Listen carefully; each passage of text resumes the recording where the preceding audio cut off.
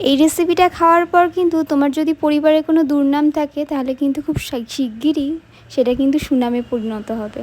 তো চলো শুরু করা যাক আজকের রেসিপি। প্রথমেই চিংড়ি মাছটা নিয়ে নিয়েছি, তার সাথে আদা রসুন বাটা, দই, সানের তন্দুরি মশলা, নুন আর গোলমরিচের গুঁড়ো সবটা ভালো করে মেখে নিতে হবে। আর দিয়ে দিয়েছিলাম ক্যাপসিকাম আর পেঁয়াজ। এটাকে কিছুক্ষণ ম্যারিনেশনের জন্য দিয়ে দিয়েছিলাম, প্রায় 1 ঘন্টা মতন রেখে দিয়েছিলাম। এবার প্যানের মধ্যে বাটার গরম করে একটুখানি পেঁয়াজ আর ক্যাপসিকামগুলো যেগুলো কেটে রেখেছিলাম সেটাই একটুখানি ভেজে নিয়ে নেব।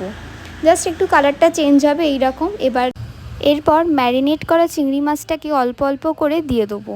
এটা তোমরা বাটারও করতে পারো, আবার সাদা তেলেও করতে পারো। আমি এটা একটু সাদা তেলেই করেছিলাম। তারপর সবটা ভাজা হয়ে গেলে প্যানের মধ্যে বেশ কিছুটা বাটার দিয়ে ভেজে রাখা চিংড়ি মাছটা অ্যাড করে দেবো। সেই বাটারে দিয়ে আগে থেকে ভেজে রাখা যে বাটারে ভেজিটেবলসগুলো ছিল সেগুলোকেও অ্যাড করে দিয়ে ভালো করে একটু নেড়ে নিতে হবে। এই সময় গ্যাসের ফ্লেমটা কিন্তু একদম মিডিয়ামে থাকবে।